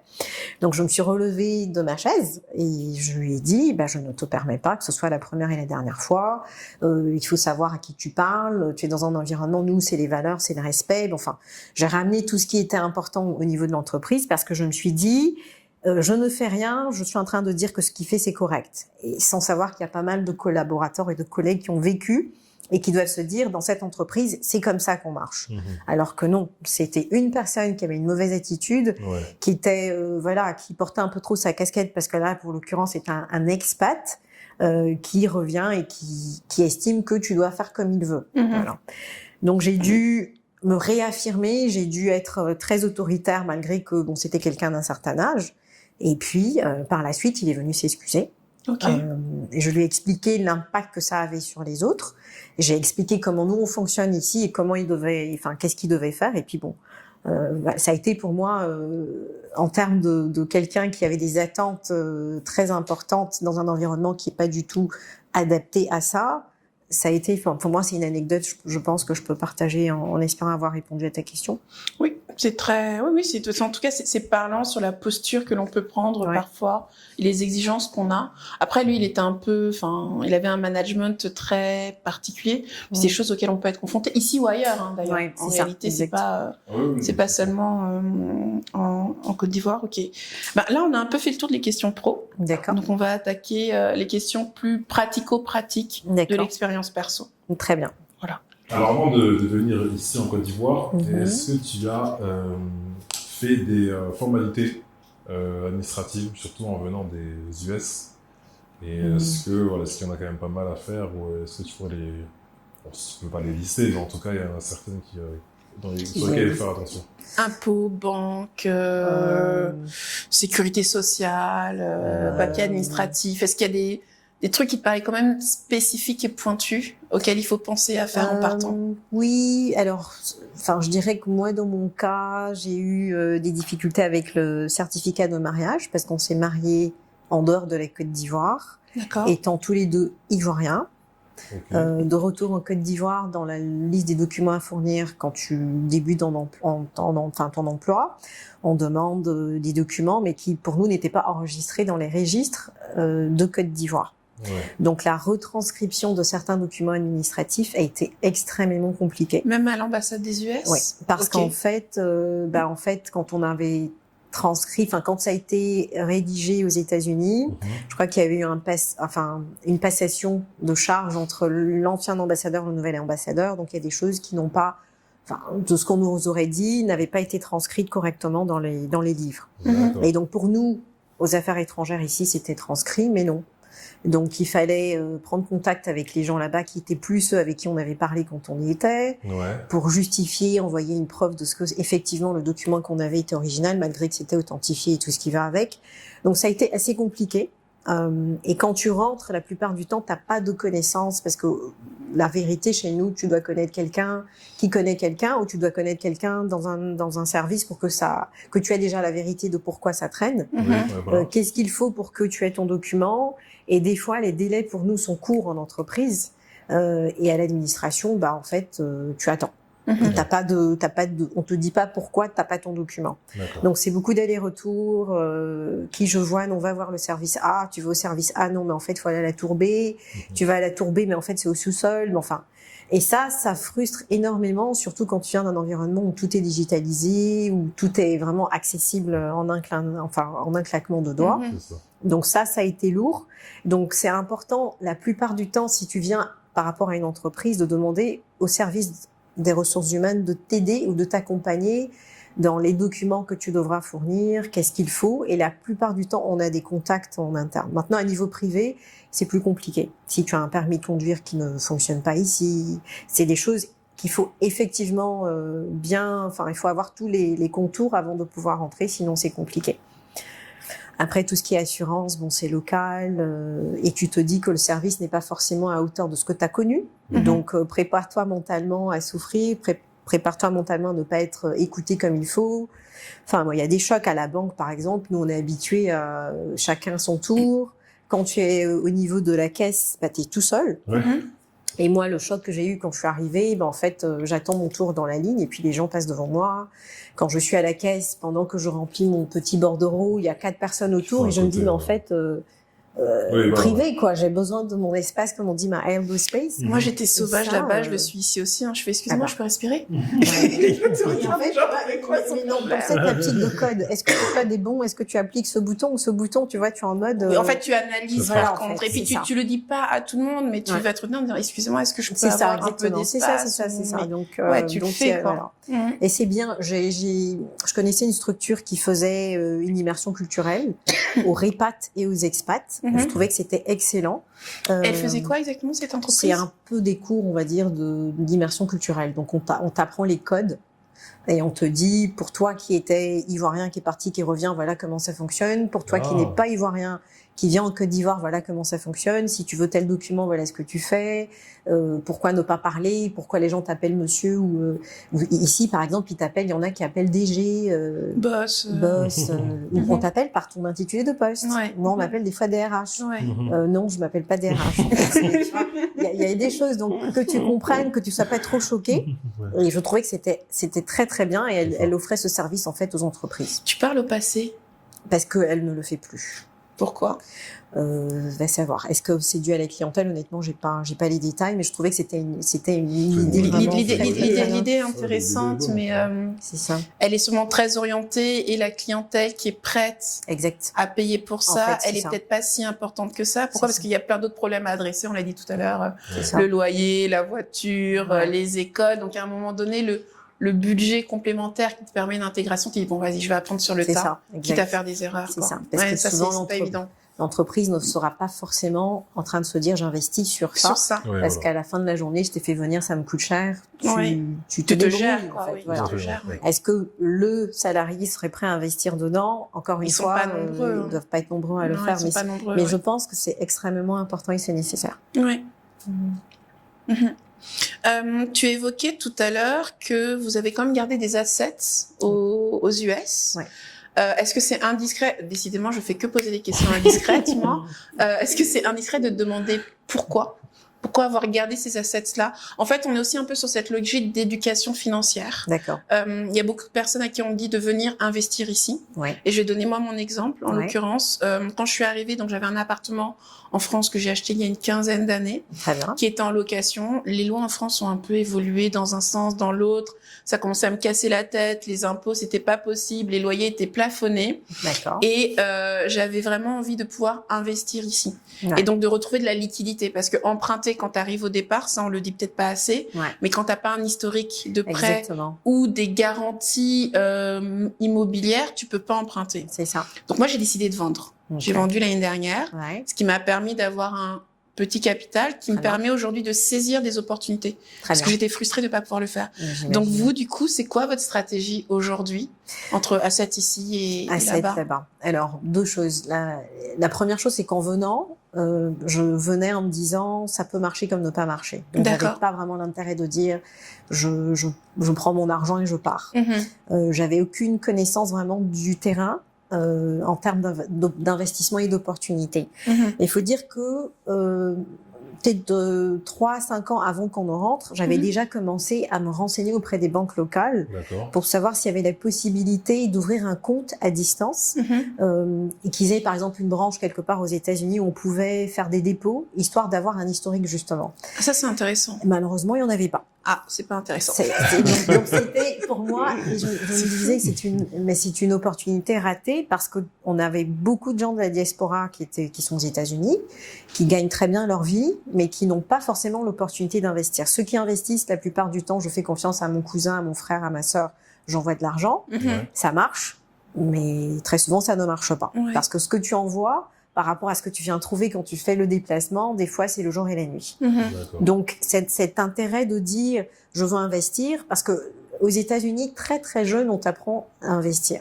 L'entreprise où j'ai débuté ma carrière, on avait des brokers qui venaient donc nous parler en fait de la bourse, pourquoi c'est important d'investir, comment tu gagnes de l'argent, quand tu vas ouvrir ton compte en banque, on te dit fais ci, fais ça. Donc j'étais habituée vraiment à une certaine, je dirais, facilité dans mes choix financiers que j'ai pas connu quand je suis rentrée et j'ai essayé bien avant de rentrer de me dire peut-être que je devrais et j'avais aucune porte qui était ouverte. Je vois qu'aujourd'hui on a pas mal de choses qui se passent pour justement aider les gens de la diaspora à investir, mais le choix en venant c'était pas tant je veux pouvoir maintenir, mais c'était plus je sais pas trop ce que je vais trouver, donc je garde ça au chaud en me disant j'ai quand même oui, au cas où exactement j'ai quelque chose, voilà. D'accord. Et aujourd'hui du coup? Et aujourd'hui on continue, on a fait pas mal d'investissements sur la Côte d'Ivoire, les opportunités ne sont pas aussi juteuses qu'elles étaient quand on était là-bas, et des fois j'ai l'impression on aurait pu faire beaucoup plus si on avait été Là-bas ou accompagné ici. Ici, Étant d'accord, ok. là-bas, si on avait été accompagné un tant soit peu sur les endroits où vous pouvez, que ce soit sur de l'agriculture, que ce soit sur de l'immobilier, on n'avait aucune de ces opportunités. On était jeunes, on avait de bonnes rémunérations, on n'avait pas d'enfants, donc on avait la capacité à ce moment d'investir. On était tu peux prendre plus de risques. Quand t'as un enfant, ça change la donne. T'en as 2, ça change la donne. Et moi, j'en ai trouvé, on en a 3. Et Oui, c'est tu raisonnes autrement. totalement. Mais je te rejoins assez sur alors, même si nos parents ont acheté des terrains, je sais que ma mère me dit, oui, il y a 20 ans, j'ai acheté un terrain à 400 000, aujourd'hui, il en vaut 20 millions. Puis tu l'écoutes, tu fais, ouais, maman, enfin, cool, quoi. Mais toi, c'est tellement abstrait, en fait, pour toi, que tu commences à bosser et tu pourrais, en fait, immobiliser un peu d'argent. 400 000, c'est 1 000 euros. Enfin, c'est même moins, quoi, tu vois. Et tu le fais pas. Et moi, je me rappelle, une fois, on m'a parlé d'une fille, une Ivoirienne, donc qui est juste allée faire ses études là-bas. Sauf que ses parents étaient dans l'immobilier ici. Très bien. Et la go, depuis qu'elle était étudiante, tous ses petits boulots, elle mettait l'argent de côté et elle envoyait. Elle envoyait. Elle s'est construit son premier immeuble. Elle avait à peine commencé à travailler. 2-3 étages, 2 appartements par étage. Et en fait, aujourd'hui, elle est sur elle a pas un empire, mais elle a un patrimoine immobilier conséquent parce qu'elle a commencé à 22 ans et parce que, en fait, elle avait ses parents qui étaient dedans. Et nous, on l'a pas entendu. Et moi, j'avoue que parfois, je me dis, je m'y suis prise beaucoup trop tard et j'ai beaucoup trop eu l'impression que l'Eldorado, c'était l'Europe. C'est ça. Pardon, c'était l'Europe, que c'était là-bas, en Occident, qu'on pouvait vraiment faire des investissements florissants. C'est ça. Aujourd'hui, on est sur des taux de rentabilité selon les types d'investissements qui sont autour de 10% en Afrique. Après, il faut savoir à qui on donne son argent, comment, sous quelles conditions. C'est ça. Mais et tu trouves même des articles de l'étranger, d'occidentaux qui disent en fait les taux de rendement en Afrique sont plus élevés qu'en Europe aujourd'hui. Donc, c'est vraiment des terres d'investissement et tout. Mais il faut pas avoir une aversion au risque. C'est ça. Voilà, faut accepter le risque. Et à l'époque, j'entendais, plus t'es jeune, plus tu fais des risques financiers, il faut faire. Et du coup, j'ai cherché. Il y en avait pas. Et aujourd'hui, je comprends totalement, quand t'es jeune, tu peux faire des risques parce qu'aujourd'hui, tu penses à tes enfants, il y a l'éducation. Aujourd'hui, tu te dis, OK, j'investis dans moi ou j'investis dans les enfants. Le calcul, il est vite fait, quoi. Donc ça, c'est vraiment pour moi, c'était ça. Mais les investissements, il y a de belles opportunités. Le coût de la vie est beaucoup, beaucoup plus cher que ce qu'il était. Donc on est confronté à des réalités. T'es sur un coefficient de combien entre 2010 et aujourd'hui, 15 ans plus tard? Je saurais te dire. Mais genre c'est un x2 Non, plus. Ah ouais? Ah oui, plus. Quand on est rentré. C'est ce qu'on entend. À l'époque, on avait. Je me serais dit un x2, je trouve que c'est déjà bien x2, mais on est sur un x3, x4, x5. Non. En 15 ans, waouh! Surtout en 15 ans. Oui, surtout en 15 ans. J'entends aujourd'hui qu'en 5 ans, les gens font des trucs. Totalement. Alors, j'imagine. Non, quand on est rentré en 2011 ou 2012, on avait 1000 mètres carrés, une opportunité de 1000 mètres carrés à la Riviera 4. C'était 40 000 francs le mètre carré. D'accord. 40 000 francs, donc on était sur du 40 millions. Voilà. Oui, aujourd'hui, t'es au milliard. Merci. Ouais, non, aujourd'hui, t'es au milliard. Et tu te dis, mais en fait... T'es au milliard x2 d'ailleurs, parce que c'est les 500 mètres carrés qui sont au milliard, donc les 1000 mètres carrés sont à 2,5 facile, quoi. Et ça, c'est sur le volet immobilier. Et vous l'avez pas saisi? Non, parce que... non. D'accord. C'est comme les bitcoins au début, en fait. Et tu dis, On était plus sur du bâti, parce qu'on était en acquisition de logements. Donc on s'est dit, est-ce qu'on prend un terrain, on prend le temps de construire, ou on achète une maison toute faite et puis on y vit. Et après, on s'est dit, prendre de terrain. Après, il faut chercher les parpaings. Il faut aussi, après, tu dois superviser les travaux.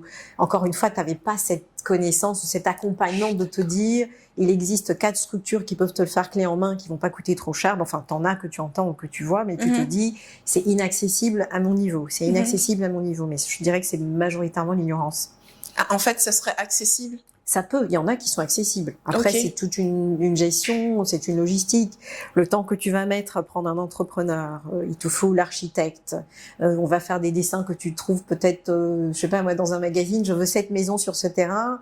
Ça peut Pinterest. ne pas marcher ou ne pas marcher. Donc, tu casses, tu refais, et ainsi de suite. Alors que si tu vas chez un architecte qui a la compétence pour te dire le terrain est trop marécageux pour construire, enfin, tu gagnes du temps. Ça coûte peut-être un peu plus cher, mais tu es tranquille. Je connais beaucoup de personnes qui ont construit, qui ont cassé, qui ont reconstruit. La fondation est fragile. C'est fragile. Donc, Donc en fait, il y a des opérateurs qui peuvent vraiment le faire un peu clé en main. Ouais. On retombe sur la question de la reco, quoi.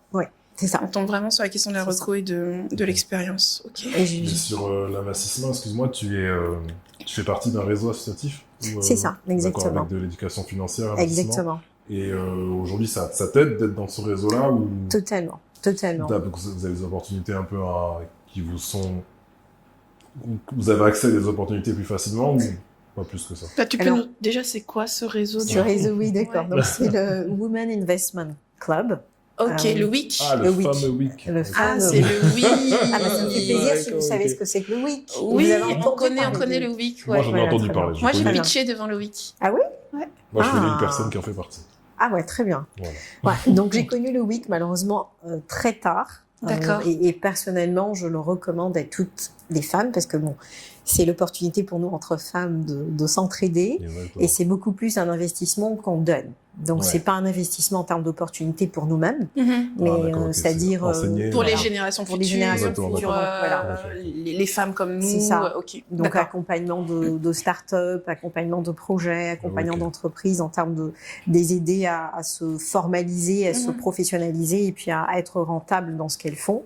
Mais encore une fois, j'aurais eu cette opportunité plus jeune dans ma carrière. Je pense que ça aurait changé la manière dont j'ai investi. Ça Ouais, aurait forcément. permis de faire beaucoup de choses et je pense même à l'impact qu'on a là maintenant. Mhm. J'aurais eu ça avant, l'impact aurait été beaucoup plus important. Mhm. Donc effectivement, aujourd'hui, honnêtement, je suis très très heureuse de voir qu'il y a beaucoup de gens qui font des conseils sur tout ce qui est investissement, accompagnement. Donc il y a ces associations qui se créent, Mhm. qui aident justement dans l'éducation financière et même dans l'éducation même sur l'investissement. Parce qu'aux États-Unis, on avait des brokers, donc des gens qui s'occupaient de tout ce qui était investissement. J'avais pas besoin de savoir quelle était l'action que je devais acheter. Tout était fait déjà avec ce que j'ai mis à disposition. Mais avec le WIC, j'ai appris à comprendre un peu mieux comment ça fonctionne, D'accord. pourquoi il faut mettre ici et pas là. Enfin, donc on a pas mal de choses qu'on apprend. D'accord.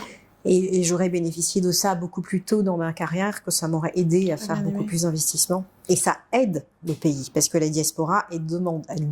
Mais Mhm. on sait pas par où passer ou comment le faire. Mhm. Et puis bon, il y a une expertise parce que le WIC c'est private equity, donc c'est de l'argent que vous collectez en fonds d'investissement Exactement. et que vous C'est réinvestissez. ça, Je exactement. suis quasiment sûre qu'à l'intérieur, il y a des femmes qui ont une éducation financière, Oui. donc qui aujourd'hui doivent investir en bourse, C'est ça. localement ou à l'étranger, et on se repasse, C'est ça. on se refile aussi des Ouais, c'est ça. tuyaux. Enfin, on s'éduque mutuellement, quoi, C'est ça. finalement. D'accord. Et ok. je me souviens quand je suis rentrée dans le WIC, la majorité des dames, c'était des dames qui sont du domaine de la finance. D'accord. Donc elles se comprennent entre elles, ça parle des chiffres, elles rentrent dans des termes. Le Au ROI. début, j'étais en mode, ok, bon, de quoi il Perdu. s'agit? Donc j'avais 2-3 voisines à qui je demande, mais ça, qu'est-ce qu'elle dit? Elle dit non, ça veut dire ça et ça et ça. Et encore une fois, pour moi, d'être purement en ressources humaines, donc d'apprendre ça à cette étape de ma vie, c'est très très intéressant. Ok. Et honnêtement, c'est magnifique. Comment on fait pour entrer au WIC? C'est quoi les Je pourrais critères? je pourrais te donner les informations. Ok, et on pourra en Voilà, reparler la coop. éventuellement. Mais je vais te coopter. coopter exactement. J'ai pas encore demandé au pardon. Non, je suis sûre Oh, que tu demandais pas pour toi. Non, c'était pour les personnes qui Ah, regardent. très très bien. Alors, Mais on en rediscutera Oui, volontiers oui, en si. privé. C'était une blague. Chers amis, j'ai vous noté. savez que je blague beaucoup. Je connais des membres du WIC. Ils vénèrent contre Non, encore, si tu connais les membres du WIC, donc on va travailler sur ton connais. intégration et ton. Il y a pas de souci, volontiers. Ta bienvenue, oui. volontiers. Mais avant, j'étais de l'autre côté. Je te dis, j'ai Un pitché un projet. Ah d'accord, très très bien. J'avais Ok. pitché l'année dernière au NOM. Ok, très bien. Ok. Et bref, Ok. on Bon. en reparlera après. On en reparlera. Du coup, est-ce qu'on aurait fait le tour? Je pense qu'on a fait le tour, en tout cas. Ouais. Ah ouais. On a D'accord. fait le tour. Est-ce que toi, il y a des sujets qu'on n'a peut-être pas évoqués, dont tu aurais voulu parler? Non, je pense que j'ai été surprise par les questions mystères. D'accord, c'est pas encore fini. Ah, c'est pas fini les questions Non. mystères? D'accord. Vous avez pioché encore des questions? Il rigole parce qu'il dit je suis une sorcière. Il est trop méchante. Je vais devoir piocher encore des questions, c'est ça? Tu vas devoir en piocher encore, mais après, D'accord. Est-ce que c'est toi qui y réponds? voilà, c'est ça peut-être. Je sais vraiment pas. Là, tu es perdu. Je me prête au jeu. Avant d'en arriver là, on va faire une petite minute encore de réclame. Donc, D'accord. on vous l'a dit en début d'épisode, mais on vous le répète. Abonnez-vous, activez les notifications et commentez. Commentez parce que c'est ce qui nous permet de mieux orienter aussi nos interviews, de poser les questions qu'il convient à nos invités pour qu'ils fassent des retours d'expérience qui soient vraiment probants et utiles pour vous. Donc, abonnez, notifications, commentez. On compte sur vous et on attaque la dernière partie de cet épisode. Donc en effet, on reparle des questions de mystère, mais cette Très fois-ci, bien. c'est à 360 degrés. C'est-à-dire Ok, que pas mal. forcément, tu vas Je en savais piocher. qu'en tant qu'RH, elle allait Ah oui, aimer. j'aime bien. Mais 60 feedback, j'aime bien. Voilà, je savais. C'est pourquoi j'ai pas tout dit dès le début. Voilà, tu peux encore en piocher deux. Deux, Une d'accord. pour chacun Une de pour nous. chacun Une pour d'entre nous. chacun. Et on va Au se prêter hasard, à et puis, l'exercice. D'accord. C'est pour nous. Ok.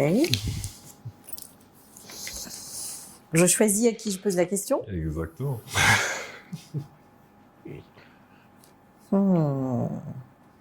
Ismaël. Go. Quelle est la leçon la plus importante que tu as apprise en matière de recherche de véhicules depuis ton retour? Moi, je l'ai déjà raconté 20 fois, celle-ci, Ouais, c'est clair. Donald. Ouais, je pense que tu peux changer malheureusement. ouais, parce que tout le monde connaît les soucis de ça. Mais On va bien finir l'épisode. Non, je change. Je prends une Bon, autre. écoute. en tout cas, en version courte quand même, allez chez les concessionnaires, prenez des voitures d'occasion qui sont encore sous garantie. C'est un bon plan, bon prix et vous aurez de bonnes assurances. Ok, Voilà. noté. Alors là, donc cette fois-ci, je vais Donald. Ah. Quel conseil crucial donnerais-tu pour surmonter les barrières culturelles et faciliter l'intégration sociale? Alors pour ça, moi je dirais que c'est important de pouvoir, alors dans la mesure du possible, d'être au contact avec des locaux. Parce que c'est D'accord. vraiment là que tu vas pouvoir t'imprégner vraiment des us et coutumes, vraiment des petits tics de langage, etc. Je pense que si tu restes un peu dans une communauté, si soit de repas ou un truc comme ça, forcément tu vas rester, tu vas avoir des gens qui te ressemblent, mais il faut vraiment être, je pense, avec des gens qui sont vraiment locaux. Moi, si je prends mon exemple, quand je suis arrivé ici, ma première expérience, je travaillais assez loin. D'accord, C'était à Songon. d'accord. Et en fait, on avait un trajet de 1h30 en bus et le retour, c'était 2 heures facilement, quoi. Non. Donc forcément, t'es avec eux. Ouais, et donc donc là, tu as vécu. voilà, j'ai vécu. En plus, c'était donc en allant à Songon, on savait qu'au retour, à l'aller comme au retour, tu passes par Yopougon. Ouais. Il y a eu des fois, on s'est arrêté à Yopougon. Ah ouais, On quand s'arrête à même. Yopougon, on va dans des maquilles, on va des Ah trucs. ouais, Donc ouais. moi, j'ai vraiment... Là, tu vois le Ok, truc. ok. Et moi, je dis souvent aussi, c'est qu'en termes de plats, Ouais. en arrivant ici, vu que là-bas, on mangeait vraiment local, donc Ouais. toutes les sauces, là, je les ai T'as toutes tout. goûtées. Donc ça fait que j'avais vraiment tout. C'est pas la ouais. première fois que tu m'en parles et c'est vrai que en fait les gens disent qu'il a une intégration rapide parce Voilà. que t'es rentré directement Direct. dans le Dans le vif du sujet. dans le Très vif du bien. sujet C'est quoi. ça. Ouais. Donc, donc je pense qu'il faut vraiment être au contact de la population locale et pas hésiter à s'approprier tous les codes. Et, Ouais, et c'est possible. toutes les classes sociales aussi idéalement. Enfin, faut pas rester uniquement. Oui, avec non, une ça, certaine- Faut Ouais, vraiment, ouais. enfin, parler avec tout le monde. Et on apprend même en parlant aux gardiens, Ouais. en discutant en posant des questions à sa Bien sûr, ménagère. bien Enfin, sûr. il faut Ouais. tout fréquenter. Ici, c'est vrai, t'as raison, Ouais. de préciser cela, en effet. Oui, vraiment toutes toutes les classes, toute classe sociale. Ouais. Yacoub me disait la dernière fois que il est allé boire un verre avec quelqu'un, un ripat D'accord. qui est là depuis 1 an et demi ou 2 ans, je dirais. Et il lui dit mais qu'est-ce que tu connais d'Abidjan? Il dit concrètement moi j'habite à Mbadon, Ouais. donc le matin je vais bosser à l'ITC et puis quand j'ai fini l'ITC je vais éventuellement boire un verre en zone 4 et puis je D'accord. retourne à Mbadon. Ok. Et il lui dit mais toi tu connais rien d'Abidjan en fait parce qu'il fait Mbadon, ITC, Il a rien zone vu, quoi. 4, Ouais. maison. Maison, ouais. Et oui, il a pas été en contact. Après, il le vit très bien, hein, peut-être. Ouais. Et c'est possible, c'est pas une critique. Mais oui, si tu sors pas de ce circuit ITC, ils sont Ouais, beaucoup bien sur l'ITC, Ouais, les c'est ripats. clair. Ouais. Tu t'en sors. Vous êtes à l'ITC? Non, vous êtes au plateau. Non, nous, on est au plateau. Ouais. Vous êtes au Mais plateau. Enfin, enfin, après, il y a le manque de connaissances aussi. Mhm. Si tu connais pas différentes personnes qui peuvent te mettre dedans, parce que tu me demandes, Ah moi, oui. de t'accompagner, par exemple, à Yopougon, je ne serais pas la bonne personne.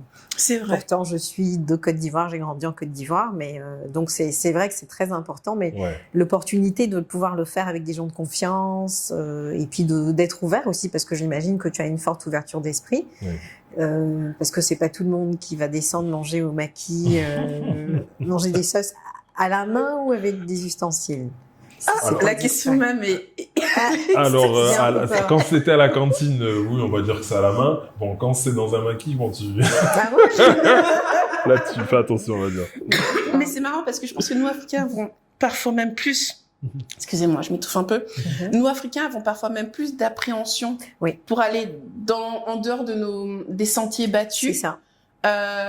que certains Occidentaux qui arrivent et Ils sont qui y prêts à vont, mais sans l'aventure. chercher à être accompagnés ou Ouais. quoi, et qui vont juste Ouais. découvrir sans se poser de questions. Mais C'est nous, ça. moi, quand j'ai commencé à dire que j'allais faire le tour de la Côte d'Ivoire avec mon camper van, on m'a dit non, mais attends, la sécurité, mais tu vas dormir où, quoi, en race campagne, mais les coupeurs de route.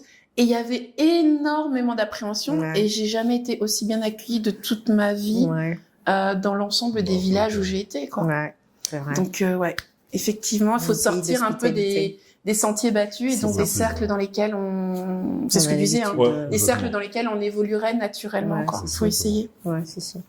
Très Ok. bien, merci pour ta réponse. Ah, j'en ai pioché 2. Ah, du coup, tu choisis. Vas-y, choisis. Il y a combien de piments sur les deux? Je suis sûre qu'elle a répondu à une d'entre elles. Pourquoi? Je sais pas. On a Intuition. parlé, ouais. Quel impact financier inattendu as-tu rencontré après ton retour? Je peux pas parler d'impact financier inattendu parce que je suis une financière. Oui. Donc moi, ma vie, elle est dans un fichier Excel depuis mes 22 ans. Non, mais sérieusement, j'ai l'historique, hein. Je peux remonter à novembre. Ah ouais. Ah oui, non, je suis Sur sérieuse. chaque mois? Sur chaque mois, je budgétais, je faisais des projections, je réajustais. Oui, j'aime l'argent. Et non, du coup, j'ai pas eu beaucoup de surprises. D'accord. J'ai fait le choix du minimalisme D'accord. au départ parce que D'accord. j'avais besoin de comprendre mon environnement, D'accord. quitte à beaucoup me contraindre. Ok. Et à un moment donné, j'ai ressenti le besoin de retrouver un peu plus de confort. D'accord. Et donc, j'ai bougé. Donc, non, pas de surprise. Pas de surprise. Honnêtement, non. Ok. Donc la aucune. préparation. Ouais, tu savais, paye. Ouais. Et même le moment où je me suis lancée dans l'entrepreneuriat et que j'ai vu que je commençais à consommer, à toucher ma zone de sécurité, celle-ci, je l'avais même déjà anticipée dans D'accord. mon cerveau. Donc, j'avais déjà D'accord. calculé. Si en D'accord. novembre temps, tu arrives à tel niveau de réserve d'épargne, Ouais. il faut que tu commences à arrêter. trouver du boulot. Et qu'au D'accord. plus tard, en février de l'année suivante, il faut que tu aies du taf. Ok. Donc toi, tout était vraiment Ah très oui, calculé. millimétrique. Mais je suis Ok. une budgétaire, c'est vraiment Ok. c'est un truc que je traîne depuis très longtemps, quoi. Pas mal. Voilà. Ok. Très bien. Très Donc ouais, je gère. Filez-moi votre thune. non, mais voilà. Après, je pense que c'est ça. Il faut préparer ou Ouais. se faire peut-être accompagner si on n'est pas à l'aise avec les chiffres. Et ton amour des finances est venu comment? On se hait cordialement. Ok. Aujourd'hui. Non, j'exagère. Je me suis un peu éloignée de ce métier-là parce que justement, trop prédictible pour D'accord. moi. Et la Ok. repatriation, c'est aussi l'occasion de se réinventer. C'est ça. Donc, du coup, je me suis éloignée des métiers de la finance, de la gestion, de l'orga, des ressources humaines D'accord. pour plutôt aller vers les métiers sectoriels, enfin de terrain. D'accord. Donc, tourisme, communication, relations publiques, médias, enfin voilà. Et je pense que je me réinvente et ça, j'aime beaucoup. Excellent. Mais bon, t'as toujours cette déformation professionnelle qui fait que, quoi que tu fasses, ouais, tu calcules. Tu sais toujours où tu vas. Voilà. Très bien. Voilà. Ok. Mais écoute, je pense qu'on a vraiment fait le tour cette fois-ci. Il Ouais. n'y a plus de, Il y a de plus questions de mystères, c'est bon, c'est surprises, fini. ouais, de second effet qui Tu se peux respirer maintenant? Voilà, la finale est finie. Attends, presque. Ah oui. Ah, j'ai envie de t'embêter. Parce que tu as le coup de je peux respirer maintenant. On va te laisser le mot de la fin. Tu peux t'adresser à cette caméra. Le mot de la fin. Donc je m'adresse aux internautes. C'est bien ça? Ouais, tout à Ok, fait. très bien. À notre audimat. Alors, ce que je peux vous dire, c'est que il y a un adage qui dit ce que tu sais, partage-le. Ce que tu ne sais pas, apprends-le des autres. Et j'espère qu'au travers de cet entretien, de cet échange qui était très convivial, vous avez pu apprendre des choses. Je suis sûre et certaine que Aquabac vous offre différentes personnes avec différentes vues sur la répatriation et le retour, on va dire, au pays. Je vous invite à les suivre. Je vous invite à écouter le partage de plusieurs personnes sur notre retour au pays. Et puis, merci beaucoup. C'était magnifique. Merci. Ah ouais, franchement. On l'aurait pas mieux dit. Coupez, c'est bon. On l'aurait pas mieux dit. Merci, c'était super. Ah bah merci. Je suis merci, contente. merci. C'est ça, pareil. C'est super.